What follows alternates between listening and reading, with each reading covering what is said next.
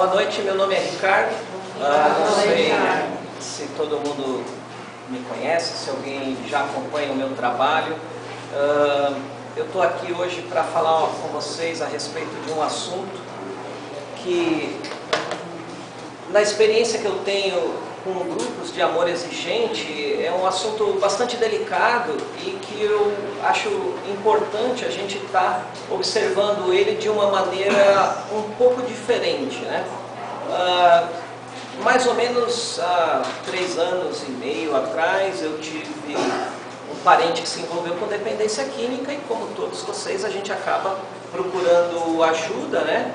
E acabamos encontrando o grupo de amor exigente.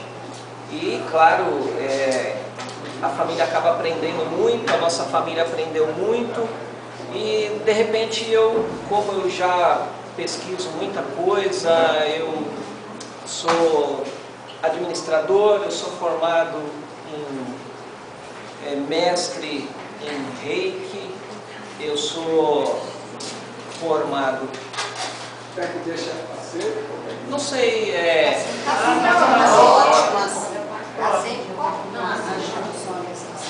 eu trabalho com neurolinguística e também faço muita pesquisa de comportamento. Então o meu forte é comportamento e desde quando eu era criança, 15, 16 anos, nem sei se eu posso dizer que hoje em dia a criança tem essa idade, eu me fiz uma pergunta que era: por que as pessoas fazem o que fazem?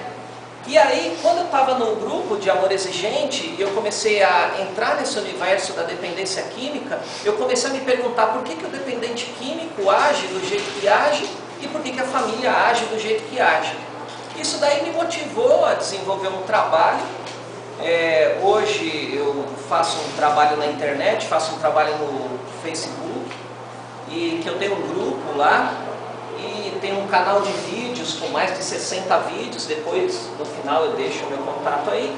E hoje a minha alegria é compartilhar com vocês um pouco desse conhecimento que eu tenho e agradecer de coração o convite do grupo. É uma alegria estar participando hoje aqui, até porque hoje é aniversário do grupo e, não sei, eu me sinto lisonjeado de estar participando disso tudo, né? E aí, o que acaba acontecendo, o que a gente vê muito nos grupos, é a culpa que a família sente em relação ao seu dependente químico, né?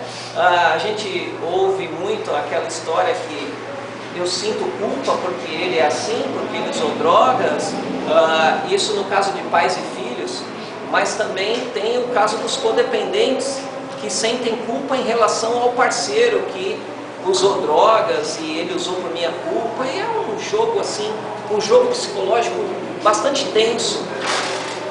E eu sempre falo assim que o problema da vida não são os problemas que a gente encontra, e sim como que a gente acaba interpretando esses problemas.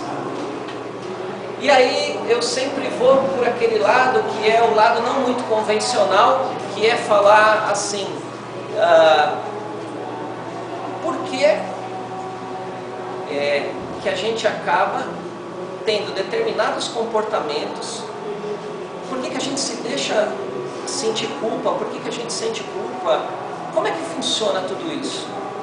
E aí hoje eu vou estar falando um pouquinho disso com vocês. Espero que eu ia falar de culpa, um pouquinho de codependência, um pouquinho de manipulação. Eu acho que eu talvez não consiga falar de tudo, mas pelo menos da culpa eu tenho certeza que eu vou falar.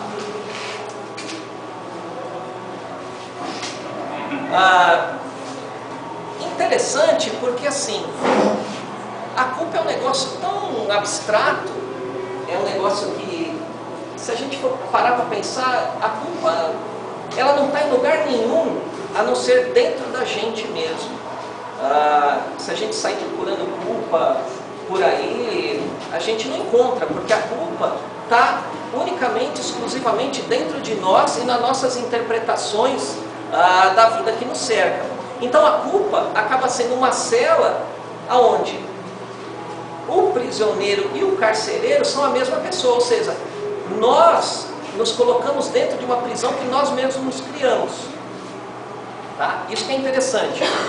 E hoje eu queria dar uma outra perspectiva de culpa, porque se eu chegar chegasse e todo mundo, se chegar assim, por exemplo, eu vou fazer uma pergunta agora para vocês e no final eu vou fazer a mesma pergunta para vocês terem uma noção do que é interpretação. Então, se eu chegar para vocês e afirmar aqui que 50% da dependência química é culpa da família, como é que vocês absorvem isso? Como é que vocês sentem isso? Eu acredito que a maioria, sei lá, torce meio o nariz, fala que a culpa é dele, porque ele que decidiu, a culpa é dele. Então, quando você fala de culpa dentro do grupo, nossa, todo mundo fica com o cabelo em pé. Mas a questão é, como é que você interpreta o que é culpa para você especificamente? E aí é que está a questão, porque a pessoa pega a culpa como algo ruim. Mas por que a gente acha que a culpa é algo ruim? Aí é que está, porque será que a culpa em algum momento é boa? Alguém já pensou se a culpa é boa em algum momento? Aí é que está, é a forma como que a gente interpreta que acaba dando a conotação do que a gente acaba recebendo do mundo. Então assim, a gente tem muito crenças sobre coisas, a gente acredita em determinadas coisas, nós temos conceitos a respeito da vida, das pessoas, dos relacionamentos, da dependência química.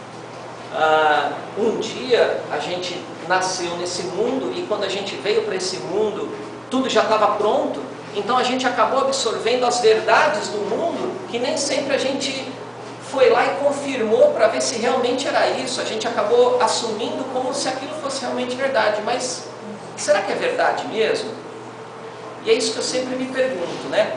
Então, eu quero passar para vocês alguns pressupostos. Que pressupostos são algumas ideias que, se a gente começar a pensar nelas, a gente consegue mudar a nossa realidade em relação ao mundo que nos cerca. E quando a gente muda a nossa realidade interna, como o Alcides falou, a gente nos mudamos, né, para a gente poder mudar o externo. Então, um dos pressupostos que eu uso, isso tudo que eu vou falar para vocês são coisas que eu uso na minha vida e que me ajudou muito. Então assim, todos nós nascemos sós e morreremos sós. Mas por quê? O que isso daí faz diferença na minha vida? Primeiro porque assim, os pais têm um relacionamento muito egoísta em relação aos filhos. E os parceiros têm um relacionamento muito egoísta com os seus parceiros. Ou seja, todo mundo é dono de todo mundo, é meu marido, é meu filho, é meu, é minha propriedade. E isso causa uma sensação muito ruim e a gente não consegue se desligar emocionalmente das pessoas porque a gente criou essa ideia de posse. E se a gente começar a pensar que quando você nasceu só e você vai morrer só, porque ninguém, nem o maior amor da sua vida, nem o seu filho, que é o maior amor da sua vida, ele não vai morrer junto com você, programado, você está lá na beira da morte, e você fala, não, eu vou morrer junto com você, eu vou com você. Isso, claro, só se for um acidente, tudo, mas não que a pessoa faça de propósito. Então isso é um conceito interessante de se pensar, que estamos aqui para aproveitar os relacionamentos, a família, mas cada um é um ser individual. Um outro pressuposto é que ninguém é dono de ninguém. Como eu estou falando, não é meu filho, não é meu marido, não é a minha esposa. Somos seres caminhando nessa vida. Fica mais leve, fica mais interessante ter um relacionamento dessa maneira. O mundo não é um lugar justo. Essa é outra coisa que eu costumo falar bastante. As pessoas sempre falam, puxa, mas isso não deveria ter acontecido, o mundo é injusto por causa disso. Eu acho assim, se a gente começar a ver o mundo da forma que ele realmente é, e não a ilusão de que existe um mundo perfeito, daquela felicidade que é vendida nas novelas, o mundo é um lugar que não é justo. O mundo é um lugar lugar extremamente competitivo. O mundo é um lugar que, se você não tomar cuidado, sempre vai ter alguém querendo puxar o seu tapete. Salvo algumas exceções, tem muita gente boa no mundo, tem muita gente boa, tem grupos bons, com certeza, mas vivemos num mundo que não é justo. Então por que a gente vai ficar se lamentando, pensando, tentando fazer com que o mundo seja um mundo justo, se o mundo não é justo? A gente tem que aceitar isso e nos adaptarmos a isso. Essa daqui mudou a minha vida há muito tempo atrás. Quando a gente para pensar de quem é a culpa da nossa vida ser do jeito que é, eu não sei vocês, mas tem muita gente que gosta de colocar a culpa no governo, colocar a culpa no tempo, colocar a culpa na economia, colocar a culpa em tudo, menos nas atitudes e nas escolhas que faz. Se a gente parasse para pensar e falar assim, será que o que eu tenho na minha vida, de alguma maneira, não é responsabilidade pelas escolhas que eu faço?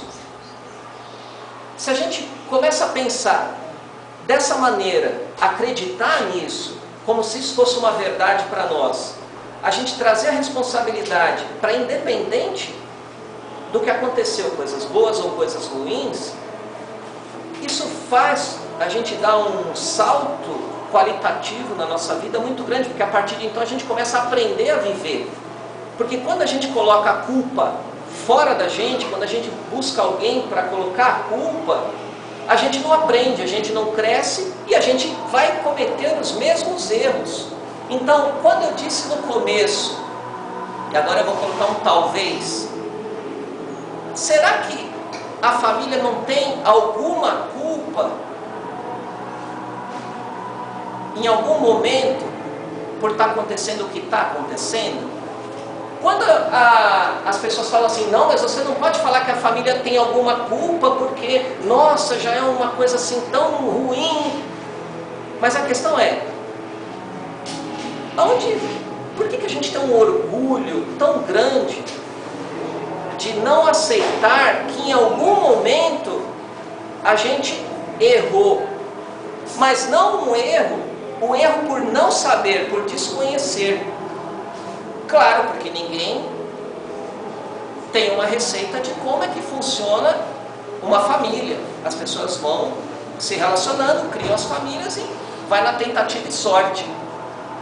Se a pessoa pensasse na culpa como um feedback, ou seja, se o que não está funcionando é responsabilidade minha de alguma maneira, então eu vou fazer diferente.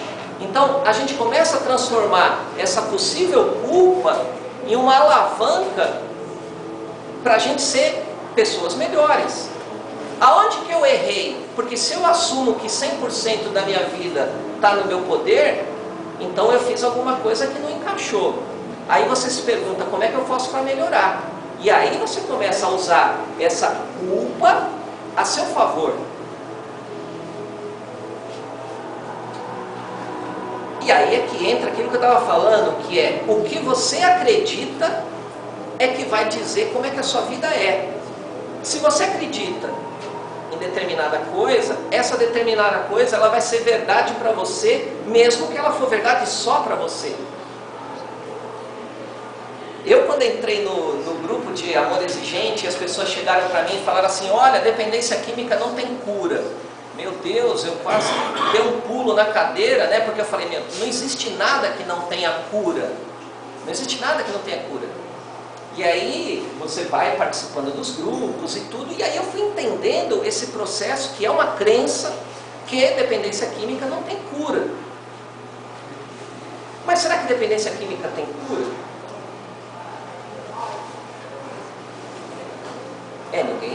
Todo mundo acha que não tem cura. Mas a questão é, aí a pergunta é, o que é cura? Olha, é tanta briga por causa disso, se você falar isso dentro de um grupo que existe cura para dependência química, vão te bater lá dentro. Vão falar que você é louco, que não existe, umas discussões terríveis. E eu não estou falando que tem cura. Eu estou querendo dizer que O que você entende como cura? O que você acredita que é cura? Porque se eu chegar aqui e falar para vocês, não existe cura para a dependência química, isso é uma coisa legal? É triste, eu acho chato. Por quê? Porque isso daí me limita a tentar buscar algo. Porque você acha cura, aí é que tá, o que é cura? Cura é algo que você acredita. Cura é você não usar drogas? Cura é você ficar abstêmio? Cura é você poder usar drogas e não ficar muito louco, não ter problema de saúde, não estragar com a família? O que é cura?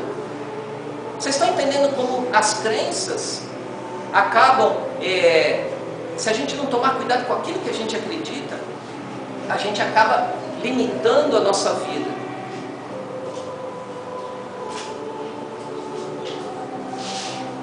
Ninguém nasceu para sofrer. Se está sofrendo é porque não aprendeu a fazer melhores escolhas. Eu vejo muita gente achando que sofrer é legal. Se você acreditar, e aí começa a você querer ter crenças mais positivas, se você querer acreditar que você não nasceu para sofrer, você vai fazer tudo para reverter qualquer situação de sofrimento. Um codependente sofre, uma família sofre, os dependentes químicos sofrem. Porque todo mundo acha normal sofrer nessa circunstância. Será? Eu já cheguei a falar com pessoas que falam, não, porque na minha religião nós viemos aqui para sofrer, então eu preciso sofrer, eu preciso passar por isso, porque não sei o que lá. Aí aquilo me faz um mal-estar tão grande, porque eu particularmente acredito que nós nascemos para sermos felizes. Quando a gente pensa, talvez dessa maneira, você vai dar o próximo passo para reverter a situação. Então a gente precisa ter crenças que nos ajudem a ir para frente, não crenças que nos limitam. E essa daqui? Essa daqui é talvez a mais interessante para quem se sente culpado. Não existem erros, existem apenas resultados. Se eu falar para vocês que ninguém aqui nunca errou na vida, como é que isso cai? Como é que vocês aceitam isso? É uma questão de aquilo que você acredita. Tem gente que adora cultivar o erro. Eu particularmente, eu nunca errei. Eu acredito que eu nunca errei. Porque você só erra alguma coisa quando você sabe do que se trata, você vai lá, você opera a situação e você fala, eu vou fazer isso desta maneira, mas não é a certa, mas eu quero fazer desta maneira. Então aí você está errando de propósito. Agora, você nasceu, você não sabia como é que o mundo funcionava, não existe curso para montar uma família, não existe curso para ser pai, não existe curso para nada nessa vida, que a gente tem que aprender ali no peito e na raça, na experiência.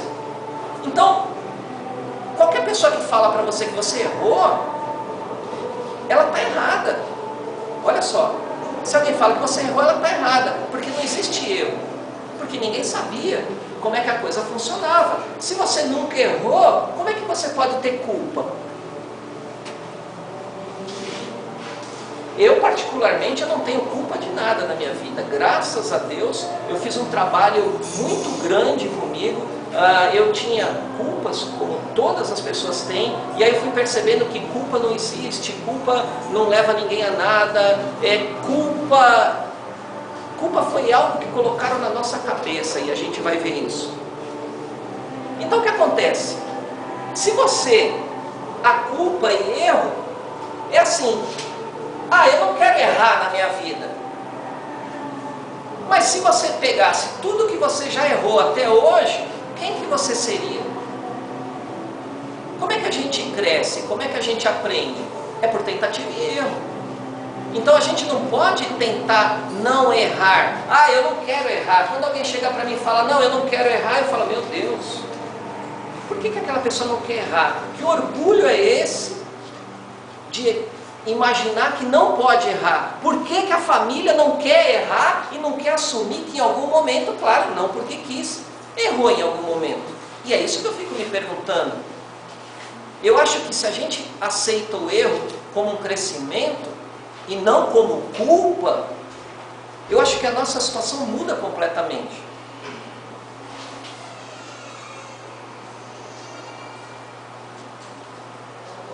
E aí, é claro, a gente tem que começar a se fazer algumas perguntas, né? Todos os dias, o dia inteiro. Por que todos os dias e o dia inteiro? Porque não adianta a gente fazer isso uma vez por semana, uma vez por dia. Por quê? Porque para a gente treinar um condicionamento, como é que a gente faz tudo na nossa vida? A gente faz por hábito.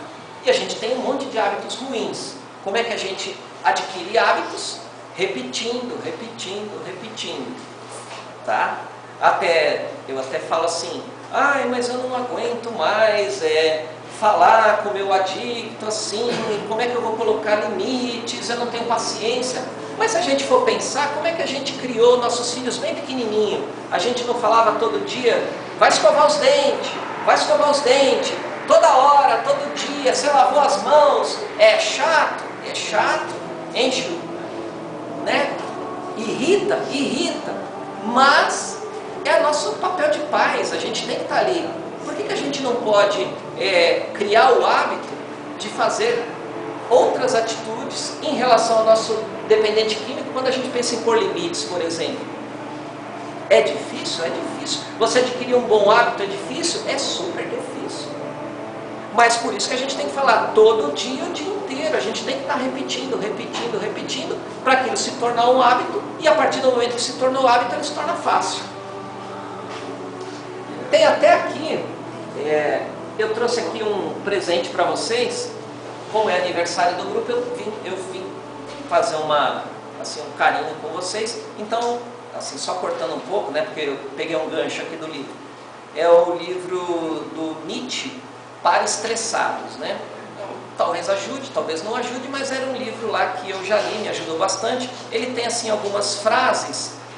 Sabe aquele livro que você abre e tem uma frase? Então a frase que eu abri hoje era assim: quem deseja aprender a voar, deve primeiro aprender a caminhar, a correr, a escalar e a dançar. Não se aprende a voar voando. Vocês estão entendendo o que ele quis dizer aqui? É difícil a gente sair da culpa? É difícil a gente sair da codependência? É difícil. Mas ninguém muda do dia para a noite. A gente tem que começar uma hora e empreender um trabalho. Vamos lá, todo dia, até que a coisa se torna algo simples. Por quê? Porque a gente já fez aquilo todo dia. Outra coisa que todo mundo não gosta que eu falo, que é assim, mas isso não existe uma receita pronta, porque cada família é uma família, cada dependente é um dependente. Aí eu já vou e falo totalmente contrário. Eu falo, não, existe uma receita. Quem veio aqui no grupo buscando uma receita, eu falo para vocês que existe uma receita. O pessoal do grupo, eles não gostam que eu falo isso, né? Mas a receita é assim, a receita são os 12 princípios do grupo. Essa que é a receita. Mas aí, peraí, por que o grupo fala que não existe receita e eu estou falando que existe receita? Porque é uma questão de crença. Eu acredito assim, eu acho que aqui a maioria das mulheres sabe fazer um bolo, por exemplo. Estou enganado? Sim, claro. Todo mundo aqui, a maioria já fez um bolo de laranja, um bolo de fubá. Sim? Legal. Só que, por exemplo, a Fátima faz bolo de fubá. E a Eliana também faz o bolo de fubá. E elas têm lá as 12 itens da receita. A questão existe uma receita. Porém, a Eliana, ela gosta de um pouco mais doce. Então ela vai pôr um pouquinho mais de açúcar. A Fátima, ela gosta que o bolo cresça mais. Então ela vai pôr um pouquinho mais de fermento. Então quer dizer, existe uma receita, existe um caminho, porém, cada um vai dar a sua personalidade, vai dar o seu toque, que é isso que quando as pessoas falam que cada um é diferente. Então assim, existe um norte para a gente seguir, e o norte são os 12 princípios. Agora, cabe à família adaptar essa receita ao seu cotidiano. E quais são essas perguntas, né? Agora vamos voltar aqui nas perguntas. O que é ser pai e o que é ser mãe? Por que essa pergunta faz diferença? Porque dependendo aquilo que você acredita o que é ser pai e aquilo que você acredita o que é ser mãe, vai fazer toda a diferença no seu relacionamento com o seu filho dependente. Você precisa ter isso bem definido. O que é ser pai? O que é ser mãe? Pai é uma pessoa que deixa tudo acontecer, porque talvez nós tenhamos muitas frustrações da nossa infância, e hoje eu não vou deixar meu filho passar por necessidades, e eu vou dar tudo para ele porque eu não tive.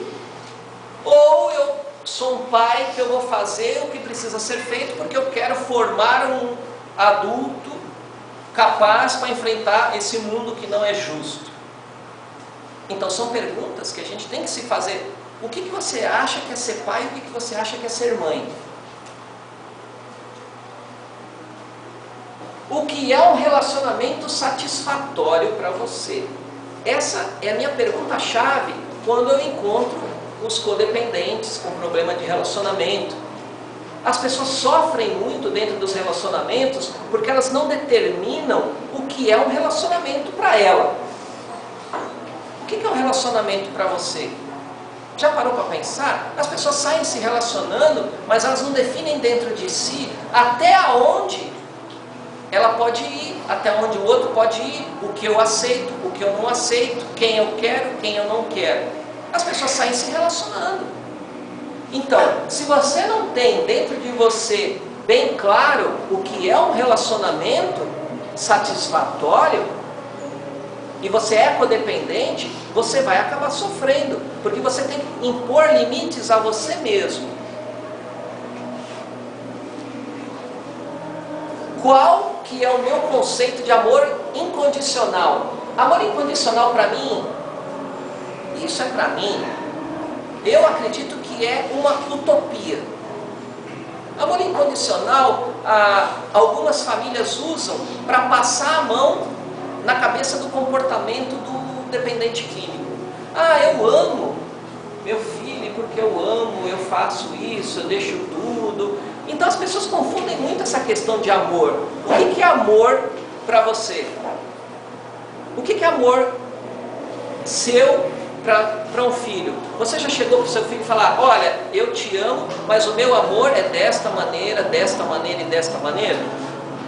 As pessoas confundem muito essa questão de amor incondicional. Eu não acredito muito que essa história de amor incondicional funcione muito bem na dependência química. Eu acredito mais aquilo onde está aqui. Nós o amamos, mas não aceitamos o que você está fazendo. Ou seja, se você é pai, se você é mãe, você tem que fazer o que precisa ser feito. Você não tem que ter um amor incondicional. Você precisa ser pai, você precisa ser mãe. A gente sente amor pelos filhos, claro, com certeza. Mas o que é amor incondicional para vocês? É um amor que permite tudo ou um amor que faz os filhos crescerem e serem pessoas desenvolvidas? Eu estou fazendo perguntas soltas para a gente ir refletindo.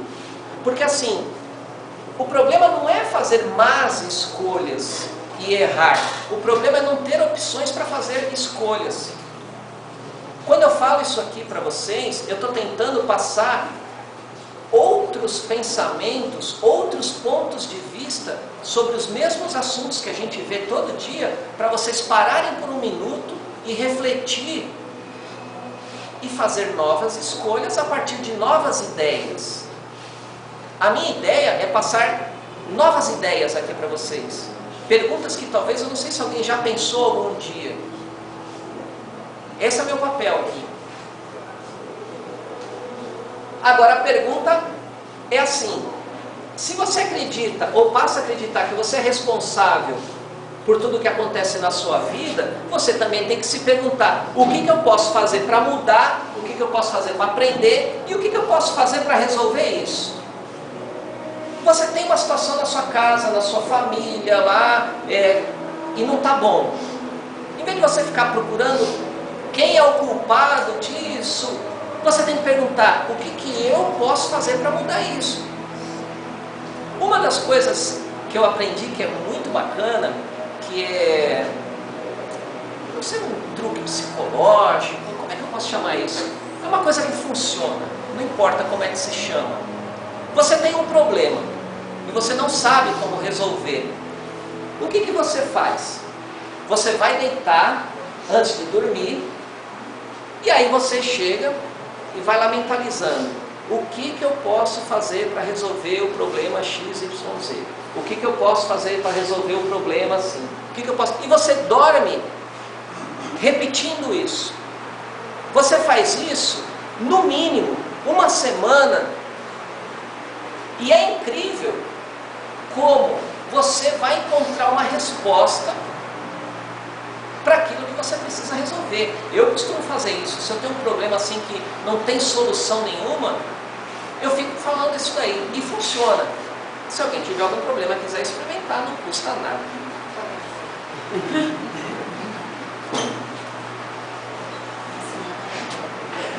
Mas afinal, o que é culpa, né? Eu estou aqui falando.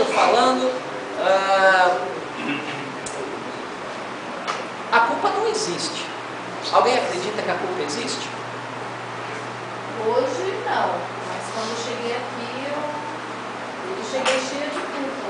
Hoje Legal. eu acredito que ela não existe. Legal. Quem que conseguiria me fazer me sentir culpado agora?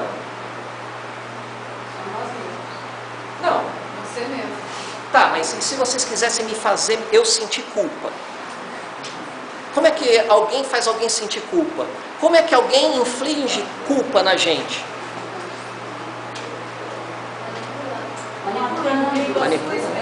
Manipulando. Aí é que tá.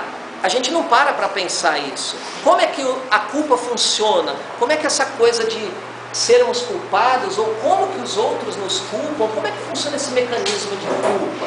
Porque se a culpa não existe, ela surgiu de algum lugar. Como é que funciona esse mecanismo?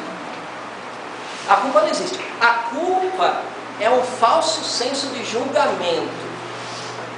Como é que é isso? Alguém aqui deve ter alguma culpa. Alguém aqui tem alguma culpa? Não precisa dizer qual é. Ninguém tem culpa? Tem? Tá. Quem tem alguma culpa, eu vou falar para vocês, fazer um pequeno, prestar atenção no que eu vou falar.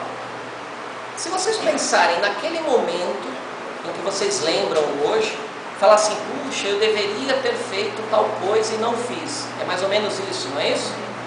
Legal. Pensa naquele momento. Quando você pensa naquele momento e você está pensando: eu deveria ter feito uma coisa que eu não fiz, quem que está pensando isso dentro de você? É você agora, nesse exato momento, ou você lá naquele momento que aconteceu? Agora? É lá? Agora. Tá, normalmente é agora. Normalmente, vamos dizer assim, se existisse isso, você olha para o passado, daqui, e você olha para você lá, fazendo aquele ato, seja ele qual for, e você fala: puxa, eu deveria ter feito isso, eu deveria ter feito aquilo, ou não deveria ter feito, tá? Mas se vocês pararem para pensar um pouco, você próprio está julgando o seu comportamento hoje. Mas se você pensar naquele dia, naquele momento, você sabia fazer diferente? Não. Mas hoje você sabe. Então vocês estão entendendo? É um falso senso de julgamento. Nós, com o conhecimento que temos hoje, estamos nos julgando sem o conhecimento daquele tempo. Mas a culpa, ela já não é pelo resultado, como minha responsabilidade daquilo que eu fiz sem querer. Daquilo que, quando eu tenho a culpa de uma coisa, não é que eu cometi o erro daquilo, eu fiz, tomei uma atitude sem querer, só que é minha responsabilidade. Eu bati no carro, eu não tive intenção, só que a culpa é minha. Já vou chegar lá, eu vou responder a sua pergunta mais para frente, porque eu vou entrar num outro detalhe. Vou responder agora. Se nós somos 100% responsável, olha só como é interessante acreditar nesse pressuposto. Se nós somos 100% responsável pela nossa vida, tanto de bom como de ruim,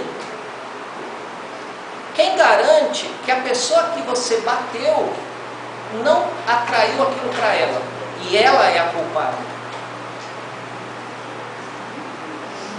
Vocês estão entendendo? Tem coisa que a gente é responsável.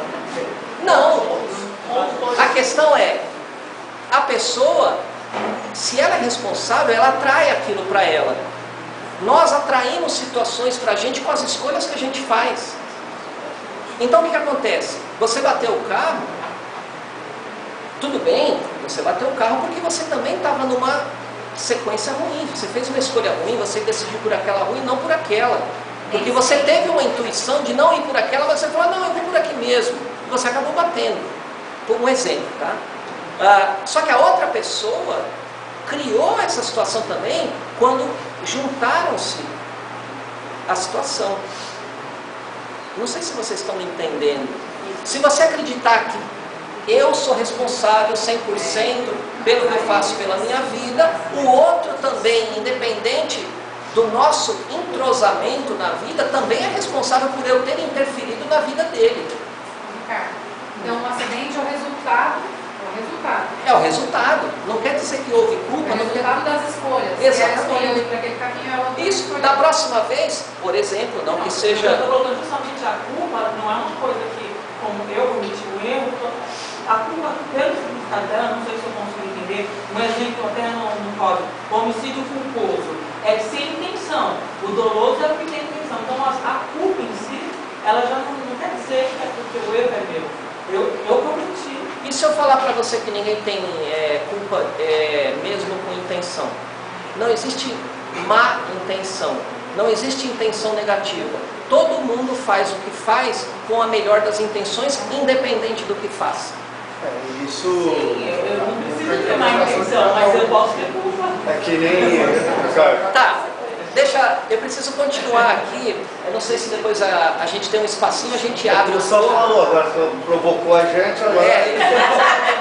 Sabe o que acontece também? Nós temos que também separar a culpa da responsabilidade. Exatamente. Nós confundindo as coisas. Responsabilidade. Eu sou responsável, eu sou culpado. A responsabilidade é minha pelas circunstâncias. Isso. No caso do avião da Chapecó, Você por exemplo. você é responsável pelas escolhas que faz. Isso, exatamente. Teve um responsável aqui. É responsável pelas escolhas Você que separar faz. as coisas, tá confusa o que é responsabilidade e o que é culpa.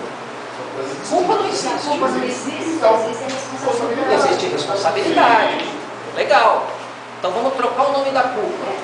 Talvez a culpa, então, é aquele sentimento que a gente sente de dor. Isso, exatamente, exatamente. Não. A culpa não é ruim. A gente não pode fazer a culpa ou responsabilidade ou qualquer nome que a gente der para essa sensação ser algo ruim. A gente tem que tentar entender. Eu bati o carro, esquece culpa, esquece tudo. A primeira pergunta daquelas que eu fiz: o que eu fiz para atrair isso para a minha vida? Essa é a pergunta que a gente tem que se fazer. O que eu estava pensando, com quem que eu briguei de manhã, que eu tive uma intuição de por aqui não fui e acabei indo por ali. A questão é, a gente tem que aprender com o que acontece, não nos sentirmos mal com o que acontece. Somos responsáveis? Com certeza. Mas como é que a gente faz com isso? A culpa é alimentada por crenças inadequadas. Se você acredita que, agora eu uso o seu exemplo, se você acredita que você sofreu um acidente e a culpa é sua, você acredita que a culpa é sua. Não vai ser eu ou ninguém que vai dizer que a culpa não é sua. Porque tem gente que ela acredita que aquilo lá é a culpa do outro. A culpa é do outro. Não é o seu caso, tá? Estou só pegando o gancho da ideia. A culpa é alimentada por aquilo que você acredita. A culpa nasce da ignorância, de entender como é que funciona esse mecanismo. A gente acredita em muita coisa sem saber o porquê do porquê. A gente vai vivendo, a gente tinha que parar um pouquinho para pensar. E é isso que a gente faz aqui, buscar informação, vir no grupo, ler livros. Quanto mais informado, quanto menos distante daquilo que faz bem para a gente, mais culpa a gente sente. A culpa é uma estratégia usada para manipular pessoas. Normalmente, a culpa nasce de uma acusação. Qualquer pessoa que te acusar de alguma coisa, ela está tentando fazer você sentir culpa. A questão é, como é que você absorve uma acusação? Você aceita essa acusação ou você não aceita uma acusação? Tem muita gente. A maioria não aceita. Hoje eu não aceito. Eu já aceitei. Normalmente a manipulação surge daí. É aquelas coisas que você isso, você aquilo e tal. Se a gente se policiar, opa, ele está me acusando. Ele está me acusando, alguém está me acusando, qualquer pessoa. Isso eu estou falando na vida normal, não necessariamente só na dependência química, mas qualquer pessoa, até o nosso cônjuge mesmo. Puxa, você chegou e não trouxe nem um doce para mim. Ele está tentando de alguma maneira fazer você se sentir culpado. Ali é uma cobrança. É uma cobrança que faz você se sentir culpado. Agora, Agora, manipulando a circunstância. Tá manipulando a circunstância. Manipulando a circunstância. Agora, se você é uma pessoa suscetível de culpa, você vai falar assim, puxa, é mesmo, né? Eu deveria ter trazido um doce para ela. Ou então você pode trocar e falar assim, se ela quisesse um doce, ela poderia ter me ligado, eu traria com o maior gosto. Vocês estão entendendo como é uma questão da gente permitir ou não infringirem uma culpa em nós? É difícil. A culpa, e olha só, a culpa é uma falta de perdão consigo mesmo. Alguém aqui já fez algum exercício de se perdoar? Porque quando a gente, quando nos sentimos culpados, a gente fica ali julgando, martirizando, e você deveria, porque deveria. Mas por que você simplesmente não olha para você lá e você fala, puxa, você fez o que podia, eu te perdoo, você se perdoa. Por que você, em vez de se julgar daqui para o passado, você não olha você dali no passado e se perdoa? Vocês já tentaram fazer isso? Já. Legal, é legal. O perdão, ele alivia, ele tira aquele peso das costas da gente. Tem um poder enorme.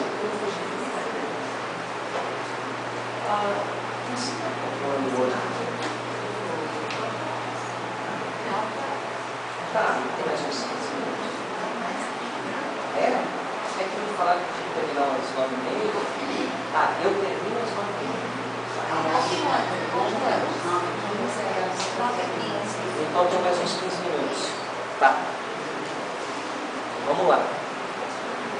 O que mais a gente costuma ouvir nas reuniões no grupo de amor exigente, nos grupos de codependentes e todos os grupos? A gente costuma ouvir, ele me culpa porque ele é assim. Olha, eu sou assim por sua culpa. Será? Aí a gente fala assim, eu não vou fazer tal coisa, eu não vou fazer o que precisa ser feito porque eu vou magoar. Isso é uma coisa assim, isso impede tanto a gente de tomar uma decisão assertiva, essa questão de medo de magoar alguém. Mas é interessante porque assim, se a gente precisa fazer o que precisa ser feito, por que a gente vai magoar alguém? A gente vai fazer o que precisa ser feito. Só que a gente tem essa noção de magoar os outros. Sabe, tem muita gente dodói nesse mundo. Sabe, muita gente dodói, muito gente que, se eu estou sorrindo muito é porque eu estou indo contra quem não sorri, sabe? Eu acho que a gente tinha que ser mais assertivo e fazer o que precisa ser feito.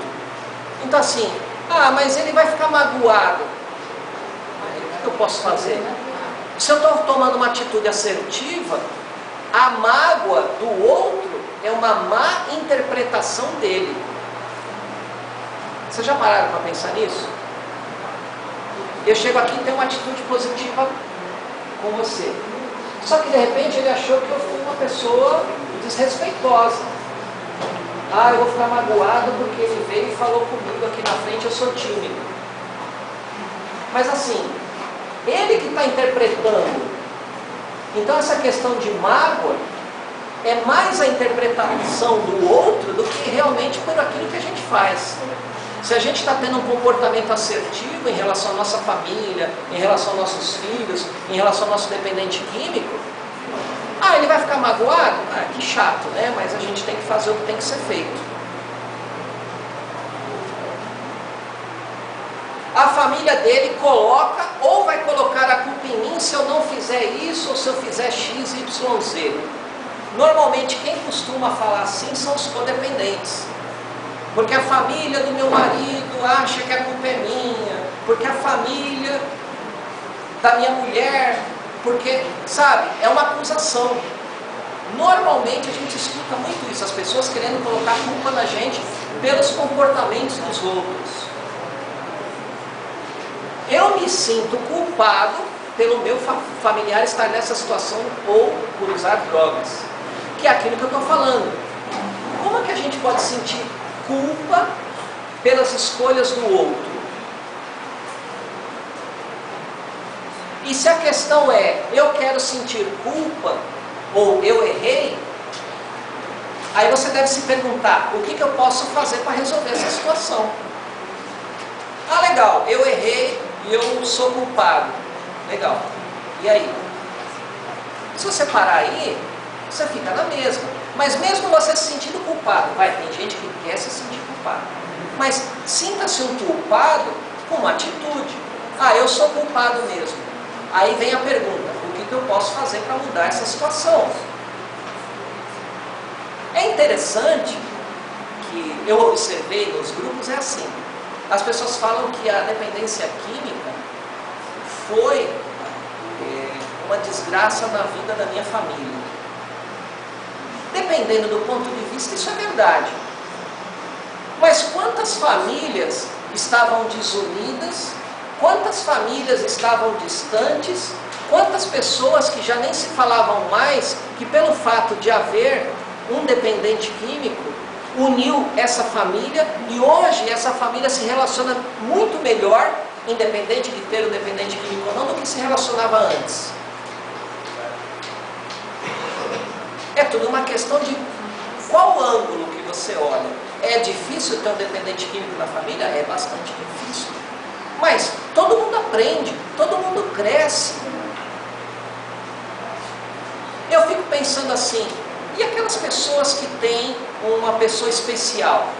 Também não é meio parecido? Ela não vai ter que conviver com aquilo para o resto da vida? Ela não vai ter que, por exemplo, se for um cadeirante, levar ele para cima e para baixo? Se for uma pessoa que precisa fazer hemodiálise, ela não tem que levar ele para cima e para baixo?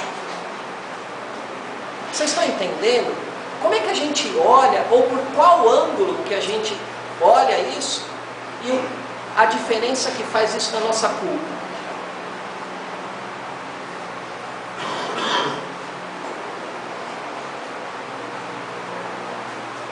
E aí, como é que funciona isso daí dentro de você agora? É isso que a gente está tentando entender. Como é que funciona essa culpa? A gente já está entendendo que a culpa é alguém tentando, ou alguém ou nós mesmos nos acusando de alguma coisa. Eu estou falando de muita culpa aqui, né? Demais, né? Mas assim, eu queria que a gente pensasse nisso tudo que eu estou falando. Eu não sei se algum dia vocês já pararam para pensar por que eu sinto a culpa que eu sinto. A gente às vezes precisa dar uma parada e tentar entender um pouco isso. E é só entendendo que a gente supera os nossos desafios. E aí eu venho dizendo, por que a gente realmente vai sentir culpa? Essa é a questão. Provavelmente você tem um modelo de ideal dentro de você, ou seja, você tem uma crença de que você deveria. Eu deveria fazer assim. Todo deveria que você tem dentro de você, em algum momento ele vai te gerar culpa. Se você ficar preso naquilo que você acha que é certo, e como eu disse, às vezes o que você acredita só é certo para você e não é certo, muitas famílias querem tratar o dependente químico do jeito que elas acham que devem, mas não como deve ser. A família vem na reunião, escuta a sugestão, mas ela fala assim, eu acho que isso não vai dar certo, eu vou fazer um pouco diferente. Não funciona. Por quê? Porque você acha que deveria fazer de tal maneira. Tudo na vida que você acreditar que você deveria fazer de X maneira, você vai criar um problema para você. Então, se você sente culpa em relação a alguma coisa, é porque você acha que deveria ter feito de determinada forma e não fez. Então, você precisa rever esse conceito do seu deveria. Isso daí vem dos conceitos de certo e errado, aquilo que você acredita. O que é certo ou o que é errado na vida. E eu vou dar uma dica para vocês que vocês podem usar para tudo na vida de vocês. Como é que vocês sabem que estão fazendo a coisa certa ou como vocês sabem que estão fazendo a coisa errada? Alguém sabe? Não? Tentando, tá. Mas a questão é, não existe certo e não existe errado. Olha só esse pensamento que eu vou dar para vocês. Existe o que funciona. Se o que você está fazendo, e eu queria, se você pegar essa ideia e tentar colocar isso no seu dia a dia, isso vai facilitar muito. Se o que você está fazendo é legal, você vai ter bons resultados, você vai se sentir bem em relação àquilo. Se você está se sentindo bem a respeito de alguma decisão que você tomou, se você está se sentindo bem relativo a alguma escolha que você fez, você está fazendo a coisa certa. Não, eu tive algumas escolhas, eu decidi fazer tal coisa, só que eu estou me sentindo muito mal com aquilo, provocou um resultado que não foi legal. Então você está fazendo a coisa errada. Para você. E aí é que entra aquela história de falar que cada um é cada um. Porque o meu certo é certo para mim e o certo para vocês é certo para vocês. Aí é que tá, entra a receita, mas o certo é errado vocês que vão acabar adaptando dentro da receita.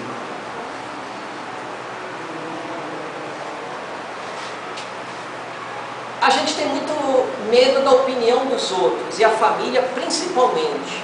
O que vão pensar? O que vão pensar se eu fizer isso com meu filho? O que vão pensar? O que vão pensar? O que vão pensar? E assim, eu fico pensando, por que a gente se preocupa com o que os outros pensam a nosso respeito? Por que é tão importante o julgamento dos outros sobre nós? Sendo que talvez o mais importante seja o nosso próprio julgamento sobre nós mesmos. Então eu falo assim, o que os outros pensam é problema deles, até porque eles não pagam as minhas contas, não estão lá na minha casa, não vê aquilo acontecendo.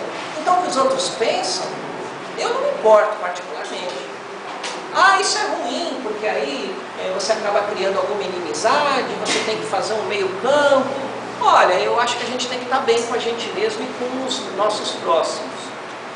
A gente não pode deixar o mundo interferir tanto do jeito que o mundo quer interferir na nossa vida e na nossa família. E é claro que a sociedade culpa a gente, a TV, as novelas, os programas de auditório, que é aquela coisa que eu falo assim, você está ainda assistindo essas coisas, isso é uma maneira de sermos manipulados.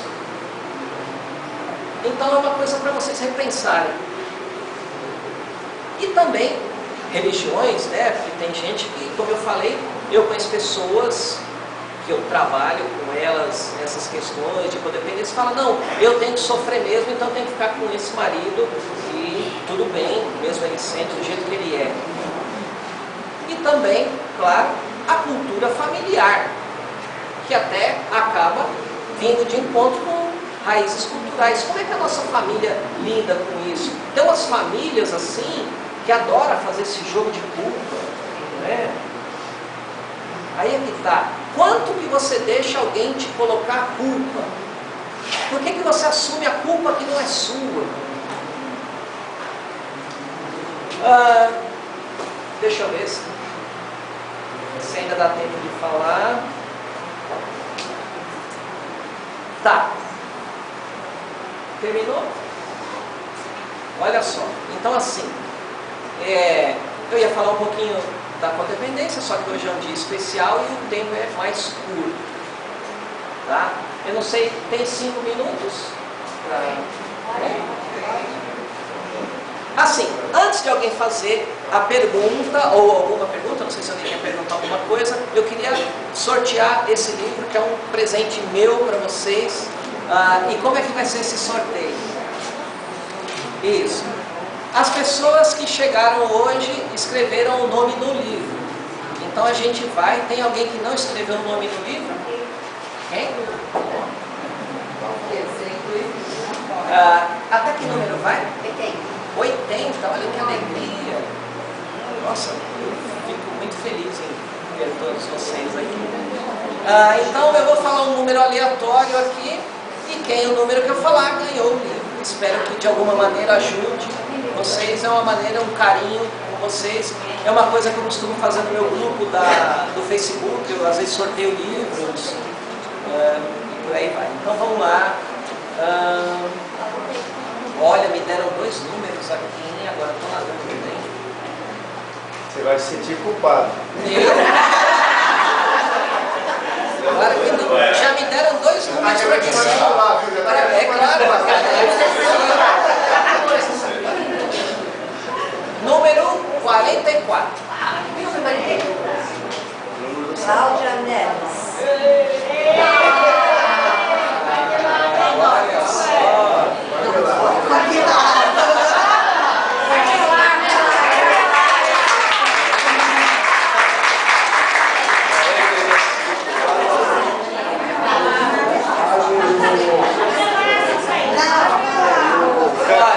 Cara, você pode se sentir culpado, mas foi acusado, foi. Acusado, tudo bem, né? Olha só, a gente... A gente não tem muito tempo. Eu sempre falo para o Sr. Vitor que eu estou sempre disponível. Eu posso vir falar desses assuntos nas próximas vezes. E se alguém quiser fazer alguma pergunta, dá uns 5, 10 minutinhos. Eliana? Eliana. Pois Na verdade, eu não quero fazer uma pergunta, eu quero fazer uma observação. Quando se fala... Vamos prestar atenção aqui. Quando se fala muito que as pessoas se preocupam muito com o que o outro pensa, tem muito mais a ver com a vaidade e orgulho. Com certeza.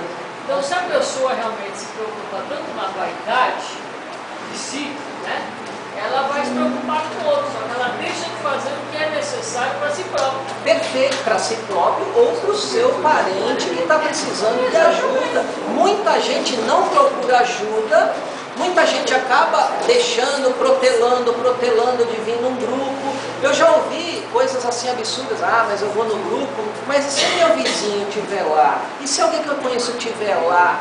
Então você coloca o seu dependente que precisa muito da sua ajuda em segundo lugar e você deixa o seu orgulho superar isso. É uma coisa que a gente tem que pensar nisso. É exatamente isso. Então, a gente aqui no grupo, a gente fala muito em questão de transferência de culpa, né? Como você entende essa questão de transferência de culpa? O que seria o próprio dependente, né? E normalmente ele se sente culpado por uma série de coisas. Ele se sente culpado. E ele começa a culpar pai, começa a culpar mãe, as pessoas que estão ao redor dele. Olha, eu faço isso por causa disso, eu faço isso por causa de você, eu faço isso. Como você entende essa questão? Se a culpa não existe, como é que você entende? Eu entendo que isso é uma má tendência do ser humano. o ser humano, não porque ele quis, ou nós fomos ensinados, e não criticando as religiões, mas as religiões pregam que existe um demônio, que existe um diabo lá que é culpado pelas nossas más atitudes. Então, se existe alguém lá fora culpado por aquilo que eu faço, então a culpa não é minha. Então, isso é uma tendência do ser humano, é colocar a culpa em alguém, tipo, não fui eu. Mas a questão é, a gente quer crescer, a gente quer mudar. Para a gente mudar as pessoas próximas, a gente tem que trocar isso e assumir a responsabilidade para nós. Somos 100% responsáveis. Isso é difícil? Super difícil. É legal a gente ser responsável por coisas boas, mas talvez não seja muito legal a gente ser responsável por coisas ruins. A gente sempre quer tirar o nosso fora da reta, vamos dizer assim, o português bem claro. Mas isso é uma tendência do ser humano. Então, é normal.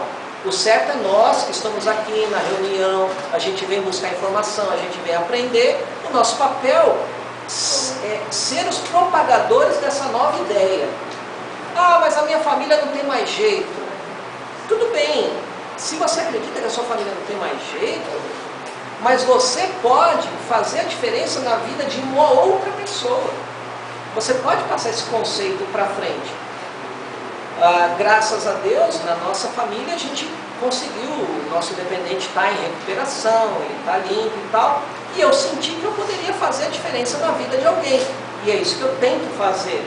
A gente, independente de estar aqui na frente ou não, se a gente tiver essa consciência que a gente está aqui para aprender, que a gente está aqui para crescer, a gente pode fazer o mundo ser melhor. Ah, mas o meu adicto está perdido. Tudo bem, o que a gente pode fazer? Mas o seu vizinho, e o seu amigo da internet, e o seu amigo, qual é a palavra que a gente tem para levar para ele? A minha sugestão é que qual a relação da culpa com a codependência? Nós temos uma palestra, uma próxima palestra para a gente falar dessa, Sim, com certeza. que é o que mais aflige nós codependentes, né? Então aqui, esse aí eu acho que seria uma próxima palestra diante de nós que já está complicado. Eu fico à disposição e fico feliz.